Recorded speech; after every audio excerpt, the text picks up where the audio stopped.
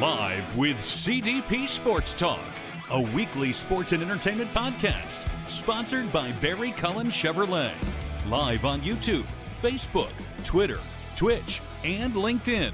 And on audio via Apple Podcast, Google Podcast, Spotify, Anchor FM, iHeartRadio, Amazon Music, Radio Public, and TuneIn. Now, here's your host, Chris Palme.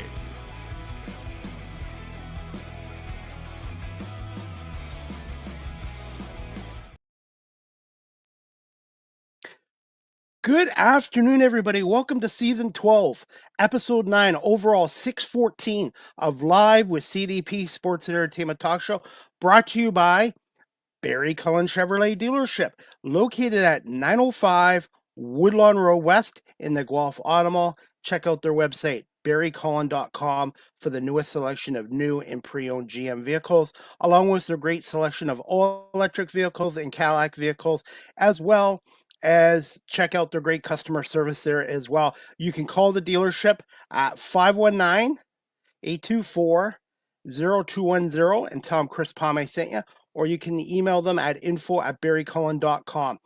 Barry Cullen Chevrolet Dealership has been family owned and operated since 1969 and has been a sponsor of this show for the last 3 years. I hope everybody is doing well on this. I can't believe it's already Thursday, November 6, 2025. I'm looking forward to my guest today. This is her first appearance, and we met through TikTok, and her name is Jerusher Wiggins. She is a motivational speaker, radio personality, business coach, and she was on CNN News in Atlanta as well. So we're going to bring Jerusher Wiggins on right now. Hello, good afternoon. How are you? Hey, I'm wonderful. Good to see you. Good. Sometimes when you're on air, the words can be tongue twisters. That's correct. Right. So yeah, thank you so much for having me.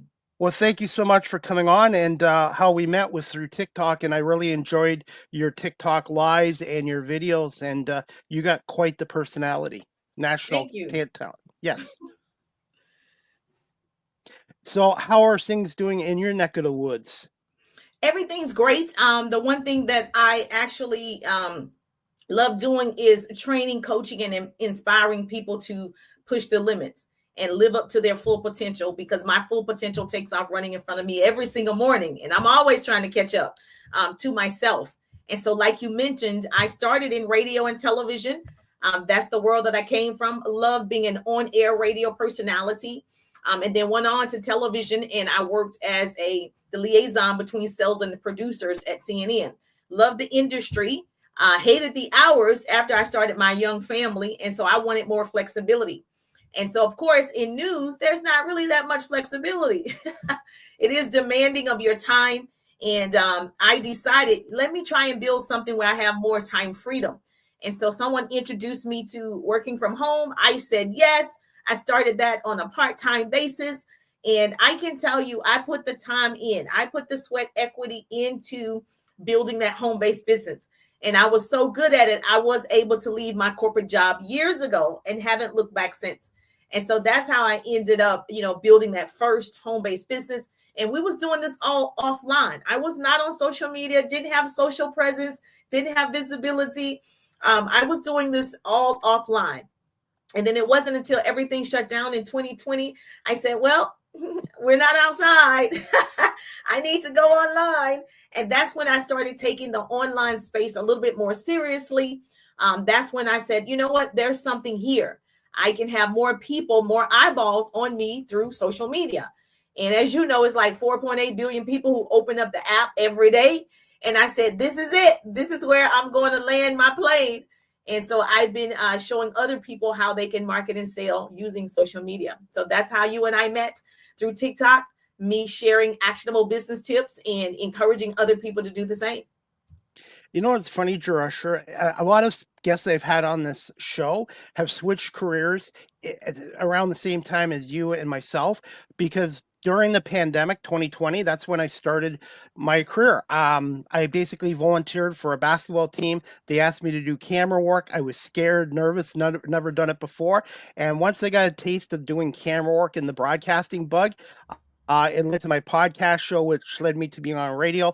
And I started up my own business, and now I'm self-employed, and I love it. And I didn't go to school for broadcast journalism, so I'm completely self-taught, and I love this. I love learning and the storytelling aspect. And my former career in security, I did for 23 years. I think helped me prepare me for this, because when you're in security or in policing, you have to know how to talk, but listen and think on your feet at the same time. You're exactly right. That's interesting that a lot of people made a shift around that time, because it forced us to, which is a good thing, because it forced people to show their real creativity. It's forced people to step outside the box. And so it forced me to come on social media like I've never been before. So, although it was a horrible time during that time, but it also elevated people's income, their reach, what's truly available for us now with AI. We can do more from home. So yes, I didn't know that. I didn't know that you had an opportunity to work the camera. I did that early on in my career, behind the scenes with the camera, but that was in undergrad. So I actually went to school for radio and television. So yes. For me, it was through volunteer work, and the volunteer work led to this. And I love what I'm doing. And a lot of people in the media profession have been really good to me. And I've done now 700 shows, 1,400 interviews. And the one thing is, in my other career, at the end, I admit I was kind of complacent. I was just going in there for a paycheck, and at the end, it went to a work divorce, and I was already looking to switch careers. And volunteering led me to the camera work, which led me to doing this. And I absolutely love doing it. But being self-employed, being a small business owner, it's not, everybody thinks, oh, you're working from home, it's a piece of cake. It's a lot of hard work, as you know. It's a lot of hard work. Like, you're actually working more, but it's yours. And so, you're putting in the time, you're putting in, the investments, and you're meeting great people. So yes, it's quite different from working a 9 to 5. But I'm glad you found your passion. When I met you, I was like, man, he's passionate about this. Yes, I definitely want to connect with somebody like that, because it just shows like attracts like. And so the industry is wide open. People don't understand, what you do to perform, like this, and have a podcast and get sponsorships. All of that requires work. And that's the part people don't see. They see you showing up, smiling, and just interviewing, but you had to get sponsorships. You had to get equipment. You had to have, some knowledge about your person that you're interviewing. So it's a lot of work, but it's fun work, right? Absolutely. It's not work when you have a passion. And that's why when I get guests coming on, book the on-air stuff is the easy part. It's booking guests, making sure my schedules fit with their schedule, promoting my shows, cutting promos, which I learned how to do on TikTok. And every guest, I make sure I get their photos and their bios so I can promote them properly. And also the bios so I can read up on my guests and sometimes find out a little more facts about my guests and kind of know them. Because the guests, as you know, being in the industry as well, they really appreciate it when you take the time to learn about them as well. It's very important, because you've had people miss the mark when they ask a question to someone and it's not even them, and I'm like, or they don't know that person's history. And so it's good that you have taken the time to find out who your guests are, what they've done, and the type of questions you want to ask that the audience might want to know as well. And so yes, it's very important. And so, like myself, I started my family young in my 20s, and I have 2 boys, me and my husband. And so he's also in television. So I understand your industry very well. He's an engineer in television. And so we've had quite the experience meeting a lot of great people. But the one thing I love, working for myself. So with me, with the flexibility, I'm able to attend, my son's events and really put them first, even though they're young men now. And so my son just turned 18. He's in high school. So yeah, we're having fun during this time. So I'm glad I started my home-based business. I'm glad I put in the work. By the way, I have a viewer on. Her name is Nikki Baker. She's an entrepreneur, business owner as well. I believe she's out of Alabama. She's been on my show as well. She's watching as well, and she's a great person. And that's another reason I love doing this show. I connect with people and network, and it's huge in this industry too. Oh my goodness, you are absolutely right. Hi, Nikki. What does Nikki do? Nice to meet you. I love connecting. Networking is where it is. People don't understand that when you network and you attract like-minded individuals together, collectively, we can do so much more. We're more powerful. And so, yes, thank you so much for coming on. Miss Nikki? Nikki has a podcast show she does every Friday night at 7 o'clock on Facebook, and she has her own business, a digital flyer company. So she does designs and graphics as well. Oh, I love that. Okay, yes, absolutely. I'll reach out. Yes, please do. Let's reach out. Reach out. She is one of the nicest people, and that's what I love about this show too, is connecting, networking with people, and putting guests in connection with other people too. Yeah, this is so great. Yes, absolutely. I would love to find out more about what you do and your podcast that you do on Friday. I'm on Facebook as well. I'm on all of the platforms. So yes, I can't wait to meet you. So tell me, in doing this, you said 700 episodes already? I do 3 shows. I do this show. This is my main baby. Then I do a football weekly podcast during the Canadian Football League season, which is only 6 months. And then I have a third show called the Small Talk Podcast. It's once a month with my co-host Marlene Sharp. She's from Los Angeles. She's in the cartoon animation industry. So we talk to people from autism, the autism industry, the entertainment industry, lawyers, doctors, scuba divers, anybody in profession. So I want to prove to the radio industry that I'm not just a sports guy. I can interview anybody at any time, and I just want to be very diverse with my topics and my guests, and that's what I'm most proud about. I think this show has evolved in the last 5 years, and I love talking to people from different professions, and I don't want to be stereotyped, oh, he can only talk sports and that's it. Right. I get that. Because people can get niched in, and that's who you become. Like, oh, you only can talk about sports, which I don't know much about sports. So that's good that you have a diverse group of people that come on to, your show and able to share what they do and how they can serve. So I love being able to teach people business strategies. Like you're saying, your marketing, that's my jam. Marketing and, getting your face out there, having more visibility, knowing how to start conversations. That's something that I love to do. And you're right. It doesn't feel like work when you love it. Absolutely. I wanted to ask you this, Jerusher. What are your thoughts on the radio and TV industry shrinking due to AI and also to live streaming platforms like that I'm on now? To be honest with you, I think for the older generation or mature, let me not say older, the mature generation, they're going to always look to television for the news because that's what they believe, that's where the correct news is going to come from. I do think that, you'll have that audience, but I think if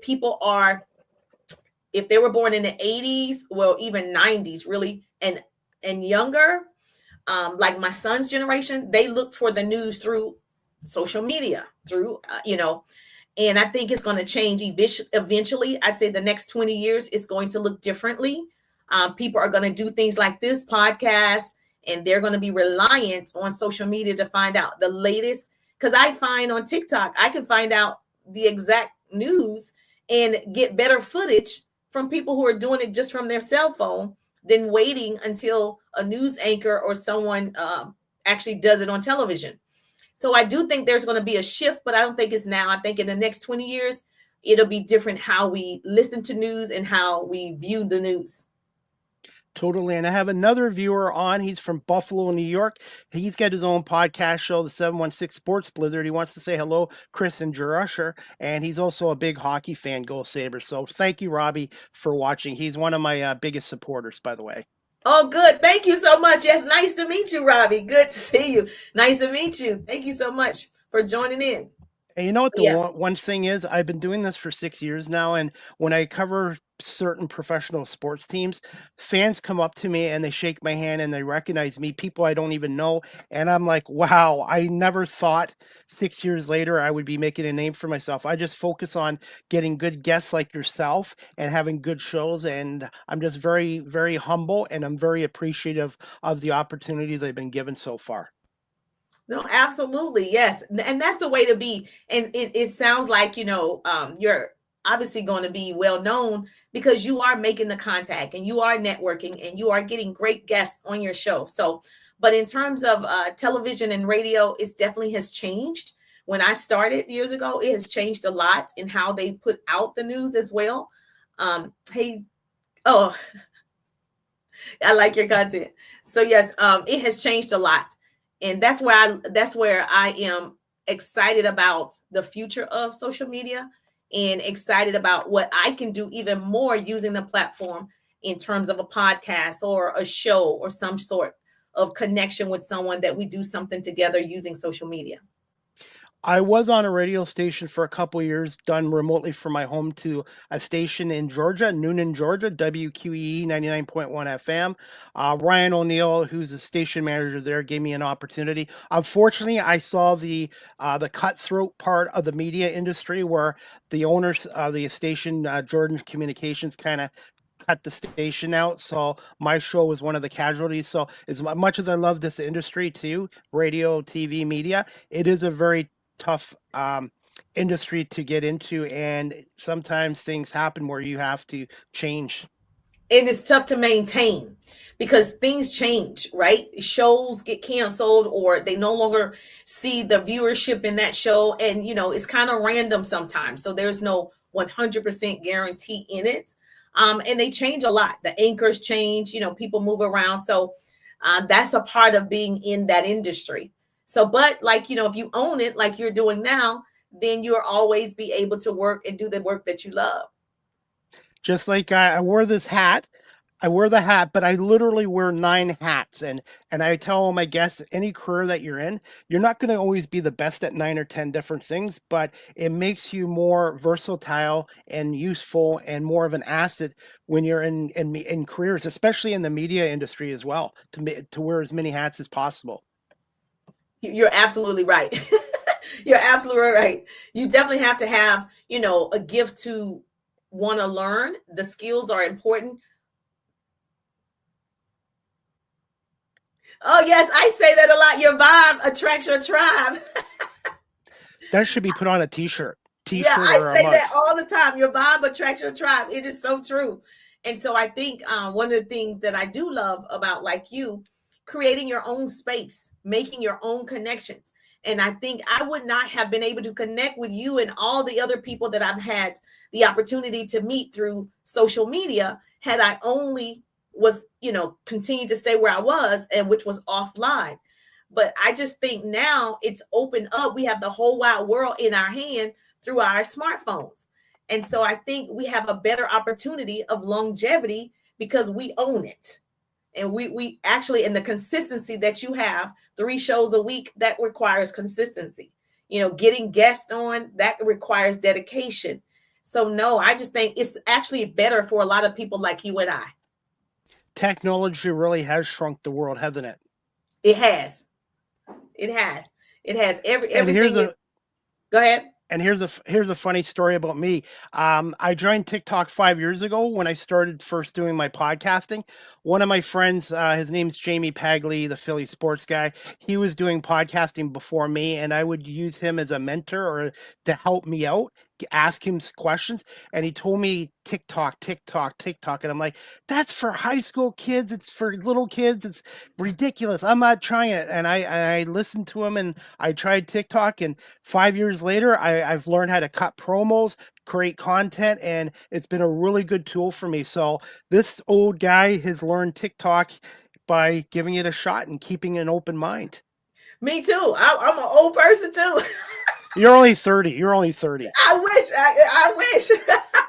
And so, yes, I think that, authenticity, correct. I just think it's important for people to show up on each platform and just be themselves, and you will attract your audience, build your community, make sure that you are giving what you want to receive.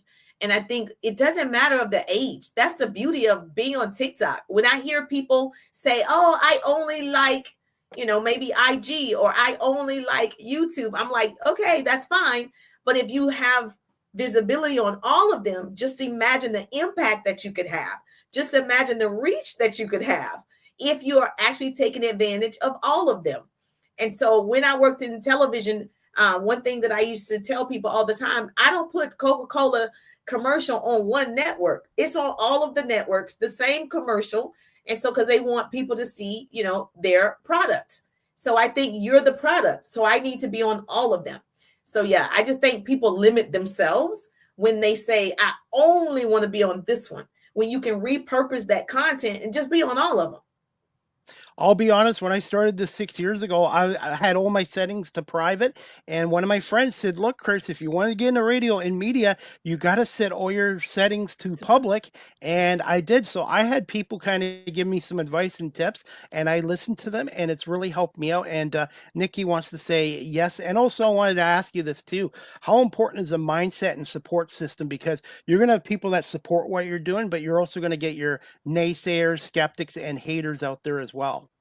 Yeah, that's a part of it.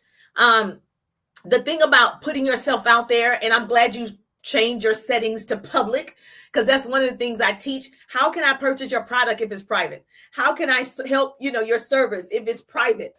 You want the world to see you. What if television was private for certain people? And so that's the first thing people need to understand. The visibility and showing up, it does have to be public. And to answer your question about naysayers, you're going to have them. My mother has always said, you're going to be too much for some people. Those not your people. And so you have to keep the mindset of, I am here to serve a certain group of people. You're not going to be everybody's cup of tea. You're going to be too hot. And so you got to understand that, listen, I'm here for the people that want to learn business strategies and sales and marketing. I'm going to attract those people. I am an extrovert. I also attract introverts. So you're going to attract the right people. But the one thing that I tried my best to do when I am getting discouraged or someone's saying something negative or whatever, I just think about who I'm trying to serve. I try not to put my emotions into what they are saying. I just think about, man, I need to help the next person.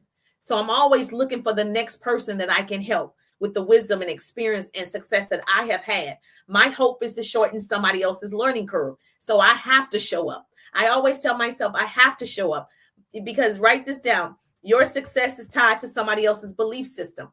And as long as I believe my success is tied to their belief system, I got to go through the process. And so we're all inspired by other people. But what if I decided not to get on TikTok? I wouldn't have inspired you. I wouldn't have inspired everybody who's following me. So I just think, it's only a few people. If you don't have any haters, you're doing it wrong. If people are not talking about you, my mother said, if people are not talking about you, you're not doing much. So I think it's always make your haters your motivators. Absolutely. And I always try to build up people. And I wanted to get your thoughts on belittling too. Do you find people try to put you down and make you feel small if you're not successful right away? You have those people that are angry with themselves. You have those people that don't love themselves. And so they find joy in trying to bring you down to their level. And so I don't give those type of people attention. I actually make sure that I block those people if there are people who are doing that. I am a person who I'm really, focused on the people that love what I put out, the content that I share. Yes, but people will definitely try to bring you down to their level. But that's because they envy you. That's because they would like to be you. That's because they see something in you they don't see in themselves.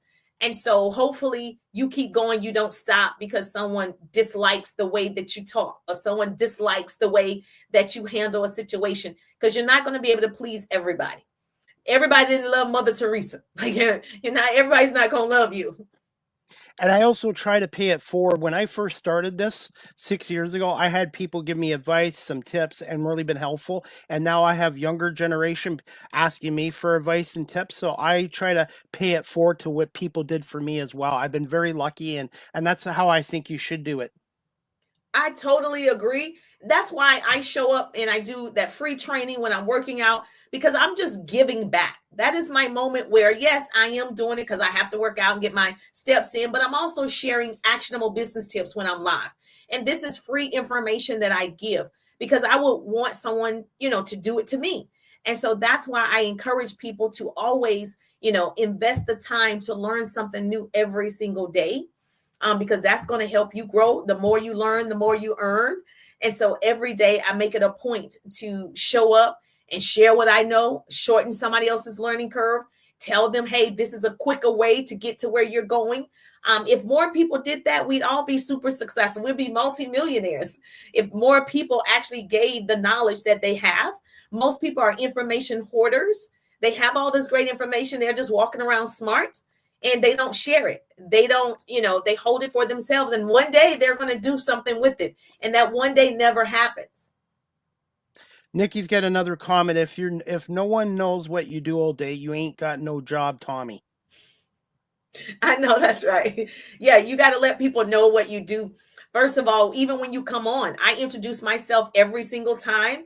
And I do that several times during when I'm live, because people don't know who you are. And you got to always be marketing yourself. I'm the brand. I'm it.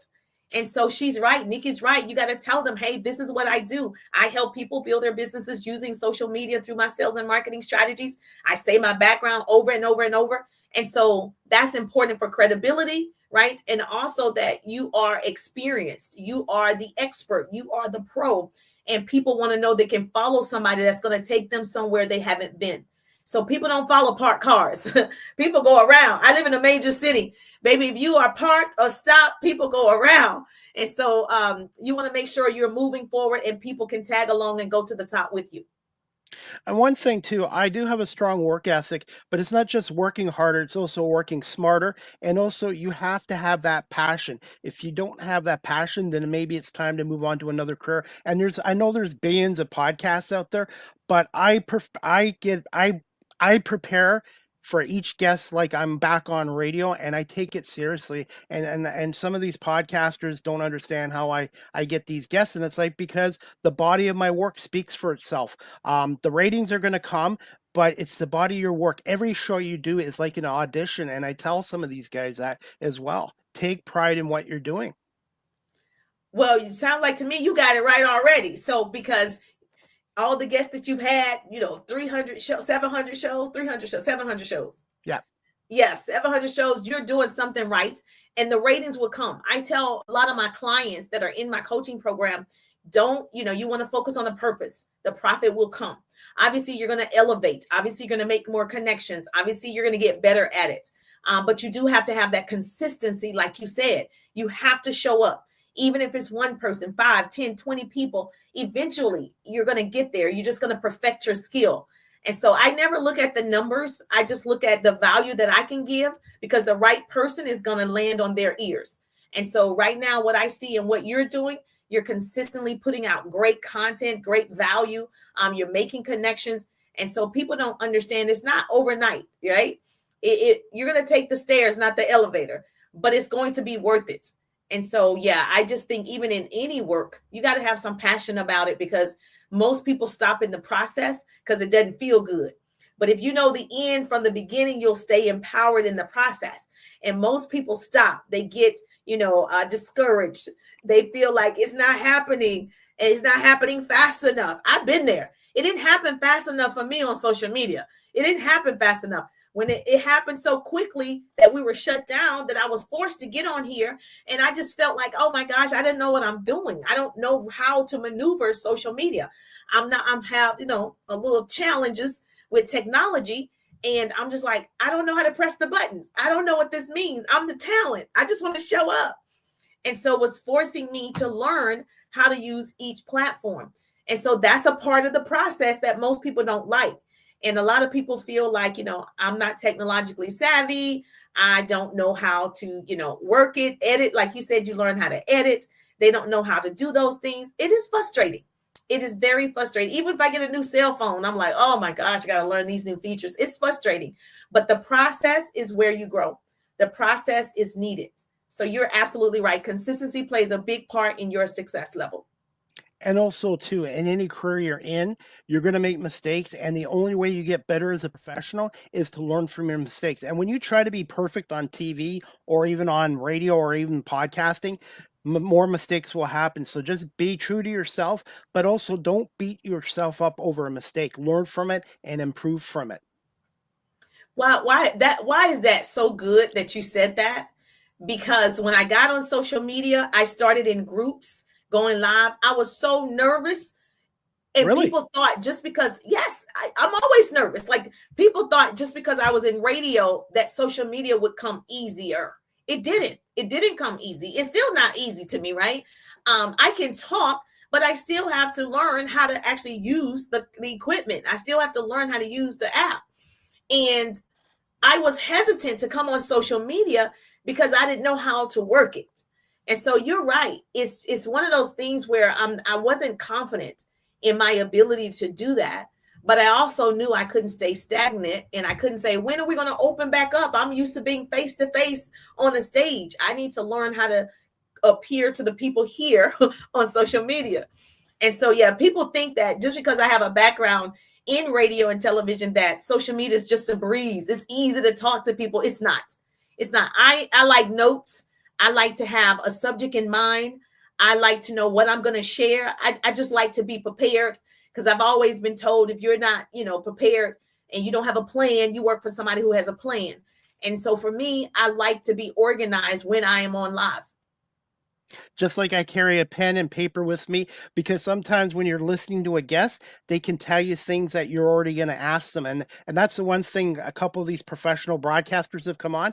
Chris, it's okay to have paper and pen, write points and notes down, but don't look down at your script the entire time and ignore your guest, because sometimes your guest can answer one question or they can answer 10. So to me, listening is probably just as important, if not more, than talking with your guests as well for communication skills. You hit the nail on the head, because a lot of times, the interviewer is not listening. They're just focused on their questions and they're looking down. So when I'm invited to people's podcasts or in their groups to teach, and I see them looking at their notes, and yeah, I think you should have notes though, but you want to make sure you glance. News anchors are reading from a teleprompter. In radio, you're reading. So it's nothing wrong with having notes and a guideline, having a process that works for you, so that your broadcast goes out more smoothly, and you feel confident about it. So yeah, I'm a note taker all day. I mean, all of my lives, I actually know what I'm going to talk about. And when I talk to young podcasters too, when I first started this, I wasn't very good at all, and I couldn't get guests come on, but I had a friend that kept believing in me, giving me some advice, and I kept working at it. And my first guest was actually an actress, ventriloquist from Los Angeles, Christine Barger. And once one guest came on, I've now had like 1,400 interviews between virtual and live in-person interviews. And I was told, when you interview someone, be yourself and make sure when you have a guest that they feel comfortable coming on camera and they want to talk, because it's not everybody wants to be on a podcast or a radio show or TV. So make sure your guests are comfortable and make sure you have a rapport with them as well. Yeah, that's correct, because most people don't like to be on camera. My clients, I teach them, you need to be on camera, because people buy people first. They have to see you. They have to make the connection with your voice, your energy. You have to show up. And so a lot of people, the reason why they have not presented their product or their services or opportunity, because they're afraid of the camera. And it takes time. This is not something that you could just get on and you're perfect at. I don't think anybody's perfect at it. We're all in progress. We're all making, steps toward being the best that we can. But being yourself is really it. Relaxing. It's hard to relax because the camera's in your face. It's hard to relax because the light is in your face. It's hard to relax. But once you get to the point where I know this subject, let me relax. I know how to explain what I'm good at. I know how to, attract the right people to my services. Then you'll have a much better time. So I totally agree. When I started having more fun on social media, as opposed to being professional, because I came from a professional background, it was a hard transition, because I'm used to just professional background, professional everything. And so working out in the morning and being on a live and being more relaxed and screaming and knowing that my background, I used to be a cheerleader. I can do all those things and people still take you seriously because you're being your authentic self. Absolutely. And I had a guest on last night. She'd never been on a podcast before. She was a little nervous. She was a chartered professional accountant and a money practitioner. And when our show was over, she paid me the ultimate comment saying, I forgot we were even on live. Our conversation was so easygoing. And that made me feel good, because that's what I want to do with my guests. I want them to come on here at ease and be themselves. Well, you have made me very comfortable. And so even though we had a conversation prior to coming on, you have made me very comfortable. I've been on a lot of different podcasts and groups with people, but I like the way that you make me feel in terms of asking great questions and just being able to talk and still give value to people that are listening. Yes. Well, thank you so much. And I do have some questions for you. I know you went to school and you got a degree in communications and public relations.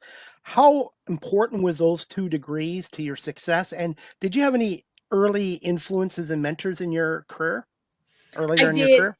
Now, I don't, let me say this. I did go to school and get mine, but I also think um, I didn't have, anybody that I knew that was in radio and television. And I knew I had a voice. And people would tell me, oh, you have a good voice. I worked at a Hardee's and they would put me on the drive-through for my voice. And that was my job the whole time, to get people to keep coming through the drive-through to hear my voice. And so I knew I was going to use it in that way. So I chose to go to school, my undergrad, to get that degree, because I was like, oh, I think I'm gonna do radio. Like, I think because I don't want to be seen, I don't want to be on TV. That's what I thought. And I said, I'm gonna do radio. And so when I got to school, there was the school had connections with television stations for you to do your internship. So I was able to meet a lot of people early on my freshman year in radio and television. And so the school was connected to that station where all of the people that were wanting to pursue that degree could go and do their internship. And so I was in that station every day, radio and television every day. So I had a lot of influencers, a lot of people around me, and I got a chance to learn different parts of radio and television. So not just one. And so for me, I actually had the advantage, not that I believe you need a degree now. I don't think you need it at all. But I think one of the advantages for me was because I worked so closely in my internship with radio and television, as soon as I got my undergraduate degree, I had an offer. So it actually took me right from being 21 years old to being on radio. And then that being on radio, I had the early morning show. It was a gospel show that I did every Sunday morning from 6 to 10. That obviously introduced me to a lot of people, moved me to another city, and I was in radio. So for me, it helped that I had the experience as an internship doing it for free. And then also having, my degree at that time, it worked. But I don't think today a lot of people don't have it. They just study it, or they have experience in it and they end up being a reporter, or they end up being, the weather person. I don't think everybody has to have one today, especially not with social media. People come on here and do the news on TikTok and they don't have a degree in doing it. So I don't think it's as necessary as it was then. By the way, when I did start this, I reached out to professional sports teams, and a lot of the education I have had in broadcast media has been through volunteer work and also professional sports teams giving me opportunities. So in a way, I've been doing internships and volunteering the same way. And it's important. Any career you start, sometimes you have to make sacrifices for the first couple of years to build up your skills and getting experience. Everyone looks, oh yeah, getting experience, but there's no money. And I'm like, experience eventually does lead to money, and people have to understand that. It does, because I would take an experienced person over someone with just a degree, and I have one, but I would look at the experience and like, this person has been hustling. This person has put in the work. This person has experience. So they would understand my language, right? A person that only has that, you're now today, especially in this industry, what I'm referring to, you're like, you have the paperwork, but then you don't have the experience. So I got to do more work with you. I got to help you more. I got to teach you more. So I think now, it's especially this type of industry, it's important to get the work in, put in the sweat equity, do as much as you can, volunteer, be in the right places, sit at the right tables. When people are having free events, show up. All those things are things that I did. I was definitely committed to being in that industry. And the only reason I left personally was for time freedom. That was the only, I still love it today. Yep. The only reason I left was time freedom. As much as I want to get back onto traditional radio, if that doesn't work out, then I'm going to continue to build this and get more advertisement. And I have had a lot of people tell me no, and I tell people, don't take no personally. Take it as a temporary setback, learn from it, and use it as motivation to prove people wrong. I use it as motivation and just as a temporary setback. I don't look at no as a failure. Correct. No, it's just, I tell people all the time, no just means next opportunity. No just means next opportunity. And if more people could see it that way, that no is just a learning curve. It's just not now. And in your industry, getting advertisements like you did now, you have to do the legwork. Like you got to go to these businesses, you got to do the legwork, which is what I did when I was offline. I was networking offline, face-to-face contact, meeting people. That's the hard work people don't see. And coming online, I don't have to do that. I could just talk to you through the DMs. But you have an opportunity where you can go literally knock on doors, so to speak, and make the connection face-to-face with these small businesses so they can become sponsors of your show. I just think you probably have to talk to more of them, because in my industry, I tell people 1 out of 10 will move forward. So if you're talking to 20 people, that should be 2 people that say yes, depending on what you're selling, right? Or depending on the product and the pricing. And so if you need help in that area, that's where I come in terms of networking with more people will obviously get you more yeses, because the yes is right around the corner. I find being a salesperson for myself, because that's what I am, a salesperson. And also I do volunteer work and fundraising. I find I have more success when I go door to door or door to business than digitally. I know everybody use the technology too, but no, the work that you're doing, yes, it makes sense. It depends on the work, because financial advisors have more success face-to-face. Insurance people have more success face-to-face. This industry that you are trying to build with sponsorships, I do believe face-to-face contact is necessary. So I think it depends on the business. I think you should do both. I don't think it's, don't do one. I think you should do both. But in what you're trying to do with sponsorships, people love that face-to-face. Let's have coffee. Let's sit down, come in the office, show them, the work that you've already done, the type of people that you have on the show. All that is going to play a part in them saying yes. So I agree with you with what you do. Face-to-face is better.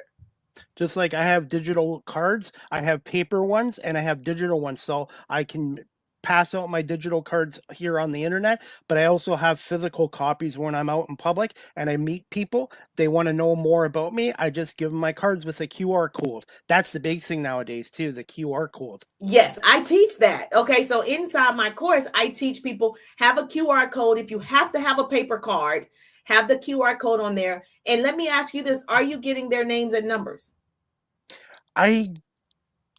Sometimes I do, but most times I hand out the cards, but I probably should get their names and numbers more often. So let me tell you my forte is exchange.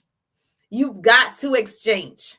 And don't feel like, they're going to say no or anything. You have to exchange, because a part of growing your network is having their information. And so that way you can create your email list, and then that way you're marketing to them. 80% of your sales will come from email marketing. And so what I teach my clients is I never give out my card without an exchange. Even it doesn't matter where I am. If I'm at the park and someone stops me because I'm doing a live, I'm going to text them my digital business card, because I don't have a physical card on me, obviously, at the park. But if you still have paper physical cards, I would not be giving them out my information without exchanging. They're not going to say no. If they say no, thank you, those aren't your people. Because if you've said, hey, I have a podcast, I am looking for, more guests. I'm also looking for sponsorship. Let's exchange. Let's tell me about your business. And you get the information. If they don't have a physical card, you get their information, put it in your phone, or if you got a Google sheet or whatever, and you put it in your phone. Now you give them your paper card. I teach this all the time, that we're exchanging. It's not a one-way street, baby. It's a two-way street. I do get business cards from some of these people I've run into, like at sports stadiums. They ask me for my card, and then they give me their card. So I do, in the way, get business cards back. But that, I appreciate the advice on that too. If they don't want to give you their business cards, then you probably don't want to deal with them. No, because after you've said what you've done and the service you could possibly provide for them, and they're like, just give me your card. That's probably not your people. You want somebody that's open to the possibility, that's curious. They don't have to be interested yet, but they're open. Let's have a conversation, because that's where things start, within the conversation, right? When you converse. I wanted to ask you this question too. Are you still good for time? A little more questions? Yeah, I have a few more minutes. What's your question? How did you come about working at CNN News in Atlanta? And overall, what was that experience like for you? Yeah, I loved everything about it. It was, for me, like I said, because I had done internships in undergrad and then I moved for grad school, I had already met people at events. So I would go to any event that's necessary. When in your city, when they're having some type of, radio and television networking event, or the radio station is sponsoring something, like now with they're giving away food and the radio station is there promoting it. Like, I would show up at events, right? They're free. You show up at the events, you talk to people, they start seeing you. And I was already working in radio. And so how I got to CNN, I put my resume out there, but I showed up at events. And I met a young lady and she was like, I work there. And I'm like, oh, great, let's connect. Had lunch with her. She's not a hiring manager or anybody, but I said, could you get my resume in front of some people, or who should I be talking to? And she was able to connect me with another person. But they also looked at the experience that I actually started when I was a sophomore in undergrad. So they looked at, I've been doing this, on the whole time. And I was able to get an interview at CNN, and I was able to jump into one of their programs, and the rest is history. I enjoyed doing that. But networking is key. That's why I tell people, you never meet a stranger. You need to open your mouth. You need to open your mouth. Even if that person looks intimidating, even if that person is a superstar. I met the number one anchor in Atlanta. I was so nervous. She had a luncheon. And I went to the luncheon. I was like, oh my gosh, she's like the number one news anchor. And when you're 20-something years old, you're just like, oh my gosh, she's a celebrity. When you're in our world, celebrities look different. And Yes. so I had a chance to meet her. And I was like, oh my gosh. And she actually, it's interesting, she and Oprah Winfrey went for the same anchor job at this television station. And she got the job over Oprah Winfrey. And so I was so impressed by that. I was like, oh my gosh. And so meeting her and still having a connection with her today is an ongoing relationship. It's just, it's so important to network. I'll never forget, everywhere I go, I try to meet a new person. Step out of your comfort zone, and you have to put yourself out there. You do. Most people won't do that because you're afraid of looking silly, or you're afraid of not sounding intelligent, or you're just thinking this person is so much more advanced than you. All of those feelings are real, because I was thinking, why would she talk to me? Like, I'm like a nobody. And I just went up to her and started talking, and I would just go meet people. And I was just pushing myself forward to success, pushing myself in the industry. And so I just never meet a stranger. So I would tell you, every chance you get, find out where the events are, go to the events, network with the people, get their information. That's so important. Tell them what you're doing, tell them your story. And so to me, it's all about the connections.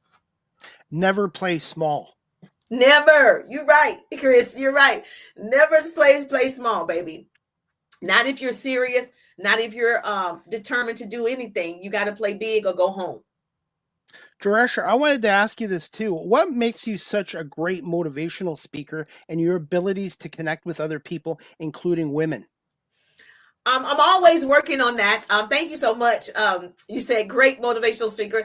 I've always wanted to talk. I ran for, in school, you run for these offices like president of your class and Miss Homecoming and Miss, of your class, Unstoppable Voice. I've always okay, I'm going to talk. And the only thing that I could think of at the time was, maybe I should be a speaker, or maybe I should go on radio. And so I've just been trying to perfect my craft in that. And thank you for saying a great motivational speaker. I always feel you are. Thank you. I love being on stage. Being on social media is different. I'm a walker. So when I'm on stage, if someone's inviting me to a women's retreat to speak or something, I like the interaction of seeing people. That really gets me really excited. And what has helped me is, like I said, I prepare to speak.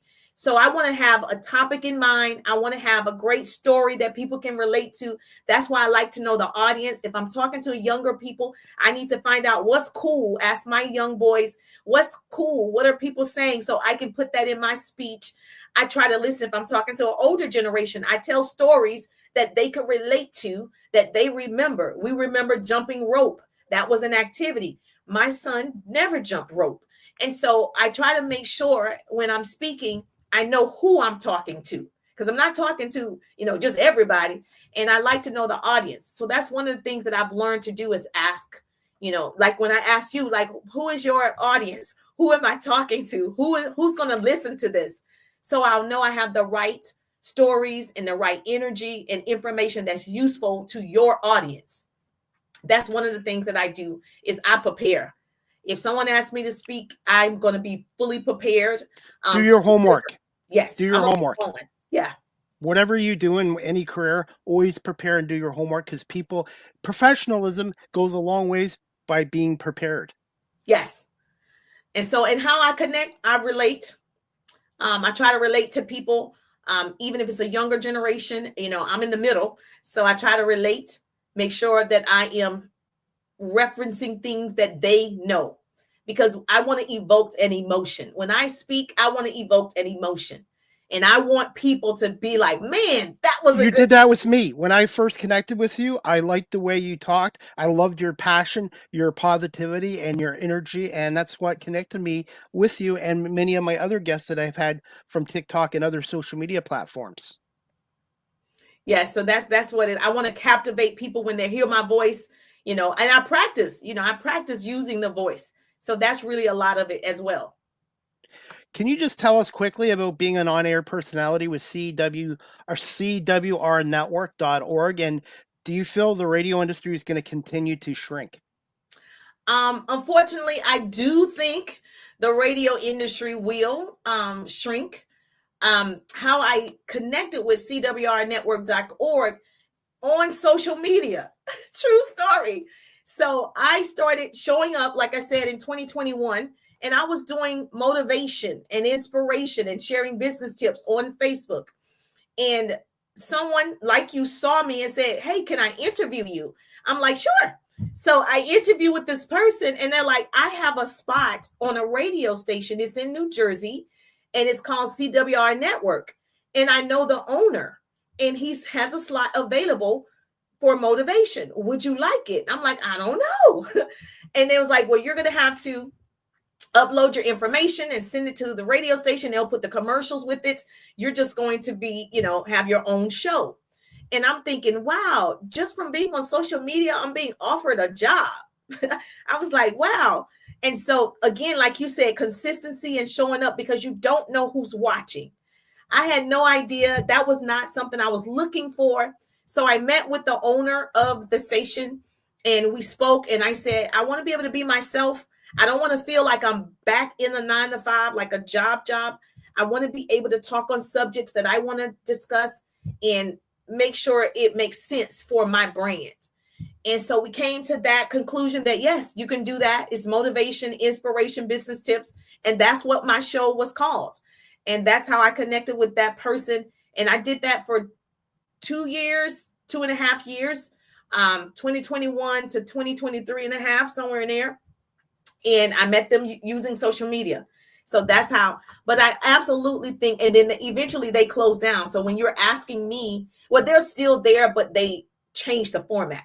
So the radio station is still there, but they changed the format so much that I, decided it wasn't working for the direction that I was also going as well. But yes, I do think things are a little different in radio.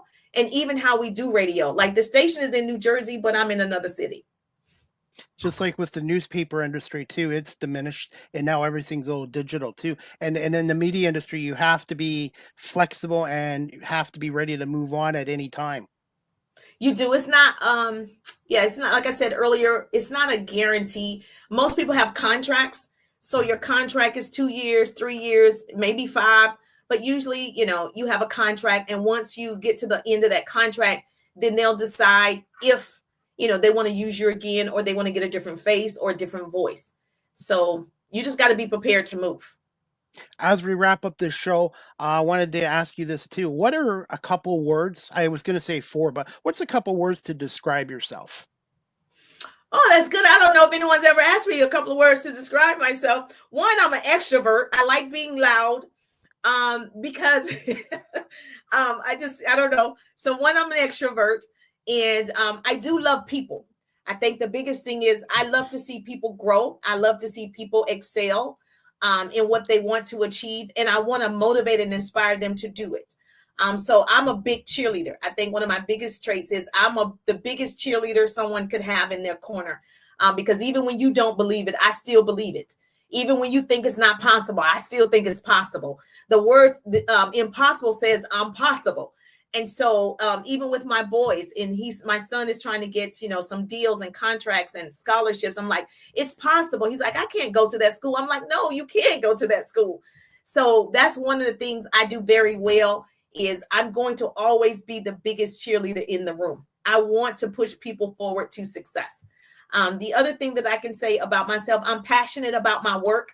I'm always learning. I love learning new stuff, new ideas, new ways to make this easier for all of us. Yes, go. I like to learn, and I like to be around smart people. So anybody that's putting me on my tippy toes, I can't be the smartest person in the room. I got to be around the people that's super smart. So I am absorbing all of this wisdom and knowledge and success because, energy is contagious and energy is transferable. And so with that type of energy, I want to be connected to the best of the best because I feel like I'm good, but I want to be the best of the best. And so I think my enthusiasm and willingness to keep going no matter the circumstances is one of my best traits. When I do my freelance media work for a number of pro sports teams, there's a number of media that have been doing it for 20, 30, 40 years, and they treat me like one of their own, but I'm not afraid to ask them questions and to pick their brains from their insights and knowledge as well, and then apply it to myself. Exactly. And that's why you want to be around people smarter than you. That's why you have to have a team smarter than you.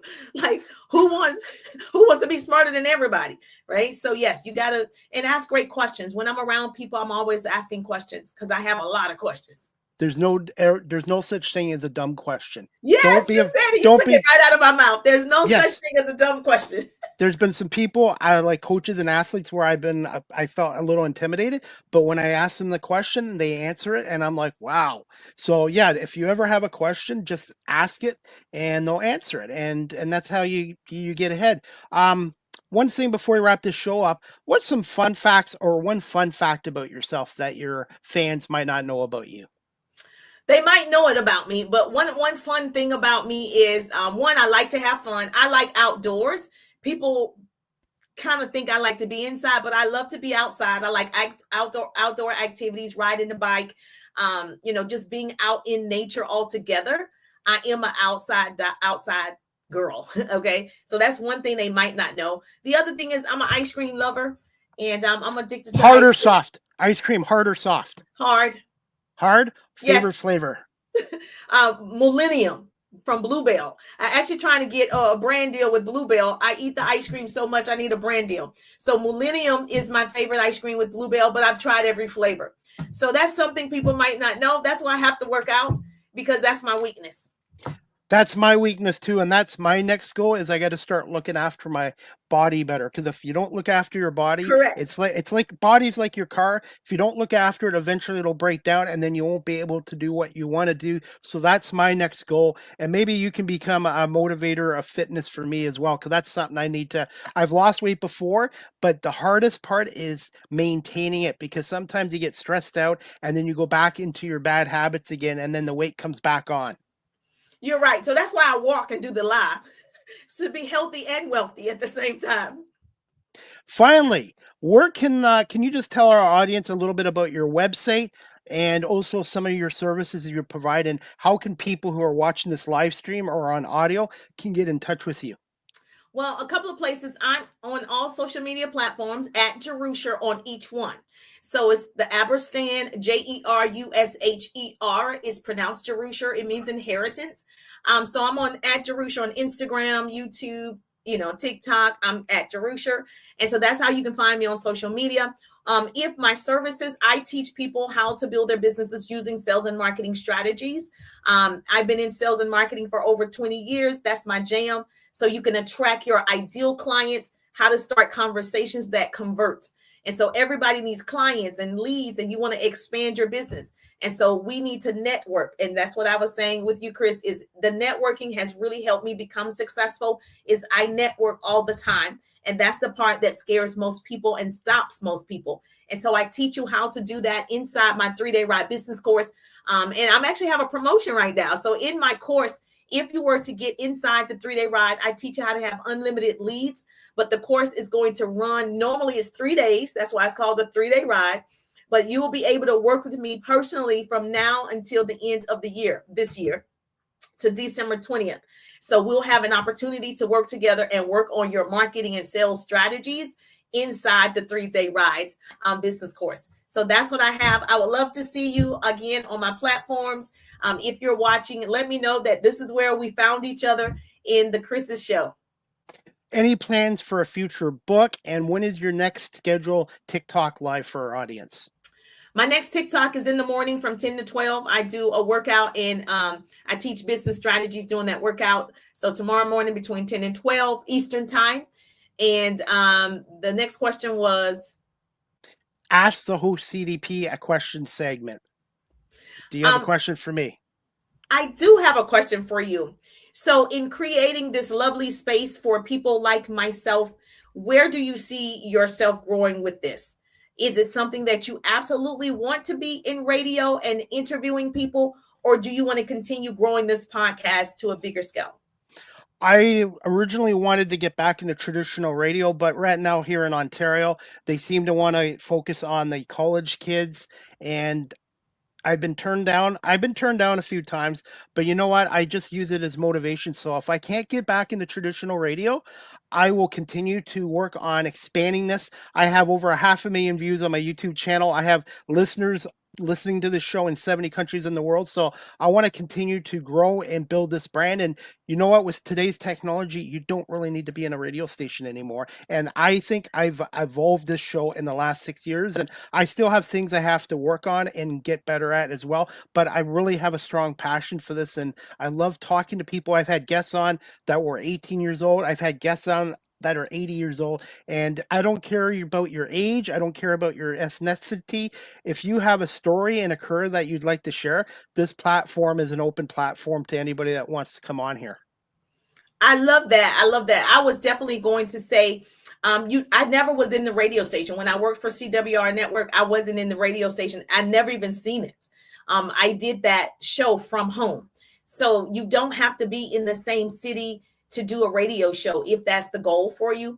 But yes, I'm super proud of everything that you've done. I'm so excited that you invited me on. I'm glad that I could come on and shed some lights. Hopefully I helped somebody today and someone learned something and I pushed them forward to reaching their goals as well. But I certainly appreciate you inviting me on today. Well, thank you so much, Jerusher, for coming on. And you have an open invite to come back on again in the future if you'd like. And hopefully one day you'll have a book to publish as well. Yes, you know what? Someone keeps telling me to write a book. So that's on the list, but it's not the top 5. But yes, we're going to get that book out. And give me a little bit of time today, and I will send you the full video, the audio, and then I will edit it into reels and clips because you know everybody's attention spans keeps diminishing these days. So I will do that for you as well. And I just want to say thank you so much for coming on and continue success in your career. And I really enjoy your content on TikTok, and we'll definitely keep in touch.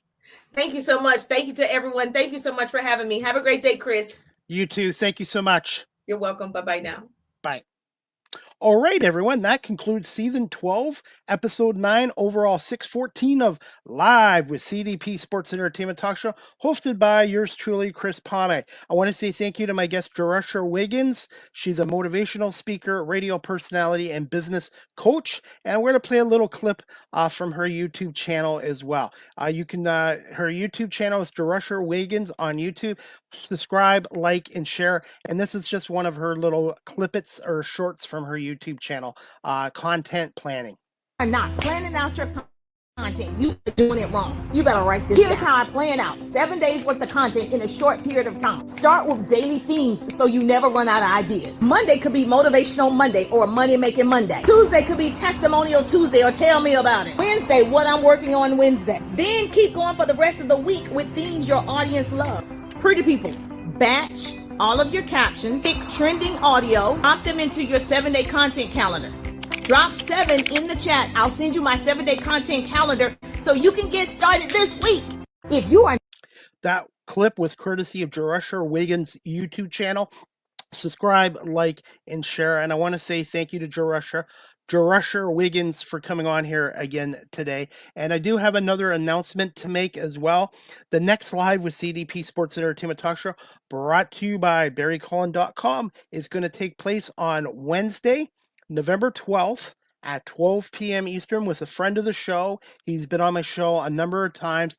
Scott Crawford, Director of Operations from the Canadian Baseball Hall of Fame. Scott Crawford is going to talk a little bit about the 2025 World Series between the Blue Jays and Dodgers, about the 2025 Toronto Blue Jays, and the impact the Toronto Blue Jays have had on baseball in Canada as well.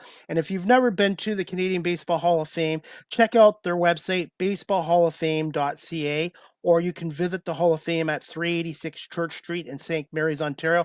Right now, their hours are reduced in the off-season, so your best bet is to check out the baseballhalloffame.ca website for their off-season hours as well. So I'm looking forward to having Scott Crawford on Wednesday, November 12th at 12 p.m. Eastern, and we're going to talk the World Series, Blue Jays with Scott, and also about some of the upcoming events and their 2026 class Hall of Fame, which will take place next June at the Canadian Baseball Hall of Fame in beautiful St. Mary's. So hopefully whoever's ever watching the show live stream or in audio, one day you get out to the Canadian Baseball Hall of Fame in St. Mary's, Ontario, 386 Church Street South there, or baseballhalloffame.ca. Scott Crawford, Lindsay Earl, and their volunteers do a great job there as well. So really excited to have Scott on. And that World Series, whether you're a Jays fan or a Dodgers fan, that wasn't even a 7-game series.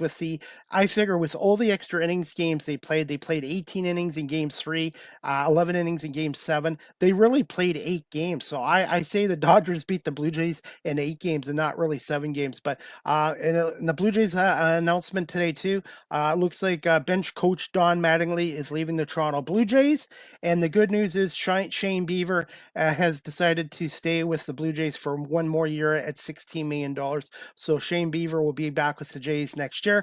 Don Mattingly is leaving the team as a bench coach to continue his baseball career. We don't know as another coach or a manager. I suspect Don Mattingly would like to manage again in Major League Baseball as well. It would be nice to see him back with the New York Yankees, but I don't think the Yankees are going to be firing Aaron Boone by any time soon as well. CFL news, obviously the Toronto Argonauts just lost their head coach yesterday. Ryan Dinwiddie left to go to the Ottawa Redblacks as their new general manager and head coach for a 3-year deal. That is great news for the Ottawa Redblacks. As for the Toronto Argonauts, that's a bit of a blow. In Ryan Dinwiddie's 5 years with Toronto, he took them to 2 Grey Cup championships, 4 East Finals, and 16-2 season in 2023. So it's going to be interesting to see who the Argonauts replace Ryan Dinwiddie with as well. So we'll see. Thursday night football, guys. Tonight, 8:15. This should be a good game. The Raiders in Denver at 8:15. I predict Denver will come back and win again. Denver seems to play only one good quarter of football, usually the fourth quarter. So expect the Raiders to be leading after 3, and then Denver will come back and win in the fourth quarter. So Raiders, Denver, Thursday night football at 8:15. And some sad news from the National Football League today. Dallas Cowboys player Marshawn Nyland at the age of 24, passed away, and apparently from suicide. So allegedly from suicide, but he's deceased at the age of 24. So deepest sympathies and condolences to Marshawn's family, friends, and teammates, and deepest sympathies and condolences, even though I'm not a fan of the Dallas Cowboys, deepest sympathies and condolences to the Dallas Cowboys organization as well. Whatever team you cheer for, you do not like to see this happen to anyone. So Marshawn Neeland, deceased at the age of 24, from the Dallas Cowboys. This was announced this morning. So anyways, my condolences for that as well. As we wrap up this show, guys, again, I'm sponsored by Barry Cullen Chevrolet dealership here in Guelph, and I have some news from Barry Cullen Chevrolet. The Chevrolet Bolt is coming back with a refreshed design. Meet the 2027 Chevrolet Bolt. Anticipated availability early 2026. More details at Barry Cullen Chevrolet dealership at 905 Woodlawn Road West in the Guelph Auto Mall, or check out their website, barrycullen.com. Again, the Chevrolet Bolt is coming back with a refreshed design. Meet the 2027 Chevrolet Bolt. Anticipated availability, again, it will be early in 2026. Again, more details at Barry Cullen Chevrolet or barrycullenchevrolet.com. If you'd like a personalized video message from yours truly, go to cameo.com. I do happy birthday wishes, happy anniversary, pep talks. If you want to talk sports with me, ask me about my 3 talk shows, some of my favorite sports memories or interviews. Go to Cameo now and type in Chris Palme and book in a Cameo today. You can also follow me on Blue Sky Social. Blue Sky Social is like what Twitter used to be, at Live with CDP 19 on Blue Sky Social. If you're looking to adopt a pet, check out the Cambridge and District Humane Society at 1650 Dunbar Road in Cambridge, Ontario. Telephone number 519-623-7722, extension 0, or visit their website, cambridgehumanesociety.org. All the animals that are up for adoption, their profiles are on cambridgehumanesociety.org. And also, I am, for the next 4 weeks until December, selling 2026 Cambridge Humane Society calendars for only $10. The money goes back into the proceeds and the programs to the Cambridge District Humane Society. If you're looking for a birthday gift, Christmas gift, or a stocking gift, these 2026 calendars would make great gifts. And my goal is to sell 30 calendars and raise $300 for the Cambridge District Humane Society. So if you're looking for a calendar, cpalme19@gmail.com, or just DM me on my social media pages. If you're in the Kitchener-Waterloo, Cambridge, Guelph area, I'd be happy to drop off a calendar for you. If you're out of town, the calendars are still $10 Canadian, but shipping will have to be included as well. So if you're watching this live stream or on audio and you're out of Ontario or out of Guelph and you like a calendar, $10 plus shipping, and we'll get you a calendar. And they do really a good job with the calendars this year. It was outside photo shoot with all the animals, cats and dogs as well. So they're really great calendars. And I want to say thank you to Andrea, the owner of Cipriana's Pizzeria in Cambridge, 22 Queen Street East in Cambridge. They are selling calendars on my behalf as well. So if you like homemade pizza and homemade lasagna, check out Cipriana's Pizzeria, again at 2022 Queen Street East in Cambridge. And their website is ciprianaspizzeria.com. Live with CDP Sports and Entertainment Talk Show, again, is live streamed on these platforms: YouTube, Facebook, Twitter, X, Twitch, LinkedIn, and now available on Instagram. You can follow my website at beacons.ai/Chris D. Palme. Again, Live with CDP Sports and Entertainment Talk Show is sponsored by Barry Cullen Chevrolet dealership, 905 Woodlawn Road West in the Guelph Auto Mall. Check out barrycullen.com for the newest selection of new and pre-owned GM vehicles, or you can call them at 519-824-0210, or you can email them at info@barrycullen.com. You can follow this content creator at TikTok at Chris Palme. And I want to say thank you to my 1,100 plus followers on TikTok. I have a lot of content there as well. So check me out on TikTok at Chris Palme. StreamYard is the official live stream provider of Live with CDP Sports and Entertainment Talk Show. If you're into webinars or podcasting or live streaming, go to StreamYard.com. They have basic free plans, paid professional plans like I do. And if you're a business that does a lot of webinars or live streaming, they have paid professional plans as well. Go to StreamYard.com and contact the sales department for pricing as well. And I've been with StreamYard now for 5 years, and I give them a big thumbs up. Live with CDP Sports and Entertainment Talk Show. The audio version is on these platforms: iHeartRadio, Amazon Music, Spotify for podcasters, Apple Podcasts, Breaker, Pocket Cast, Spotify, Castbox, LinkedIn, Pandora, Tuned In, YouTube Music, Good Pods. Remember to subscribe, share, and like. Finally, guys, you can email the show Live with CDP Sports and Entertainment Talk Show at cpame19@gmail.com. Any comments, questions, suggestions, feedback would be greatly appreciated.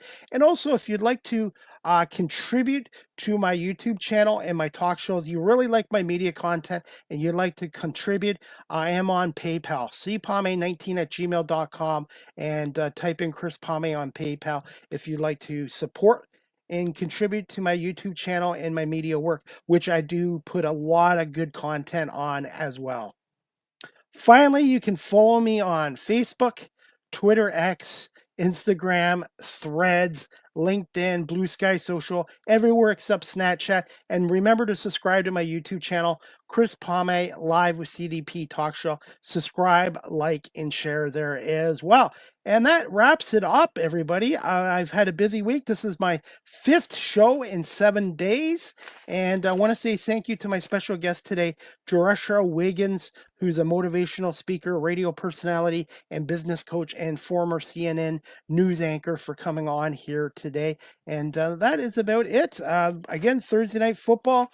We've got the Raiders in Denver tonight at 8:15 p.m. And CFL, Saturday, we've got Montreal at Hamilton at 3 o'clock for the East Final. And then we have BC and Saskatchewan at 6:30. So we'll see who ends up in the Grey Cup in Winnipeg in a couple weeks' time. Sunday, November 16th, Winnipeg will be hosting the Grey Cup at Princess Auguste Stadium, and 2 of these 4 teams will get there, and I'm predicting it'll be Montreal out of the East, and I'm going to go with Saskatchewan out of the West. Everyone's picking BC, but I'm going to go with Saskatchewan and Montreal meeting in this year's Grey Cup as well. That's it. I want to say thank you to everyone watching this live streamed, and also on my audio platforms, and again to Barry Cullen Chevrolet dealership for advertising on this show as well. And again, Wednesday, November 12th, 12 p.m., Scott Crawford, the Director of Operations from the Canadian Baseball Hall of Fame in St. Mary's, Ontario, will be my next guest on, and we're going to talk Blue Jays baseball, World Series, and some of the latest events and upcoming going-ons at the Canadian Baseball Hall of Fame. I hope everybody has a great day, great weekend, and we'll see you back here next week for another edition of Live with CDP Sports and Entertainment Talk Show, hosted by Chris Pame, brought to you by Barry Cullen Chevrolet. Thank you for watching and listening, and again, have a great weekend, everybody, and look forward to next week with Scott Crawford, and I have some more shows lined up as well. Good afternoon, everybody, and have a great weekend.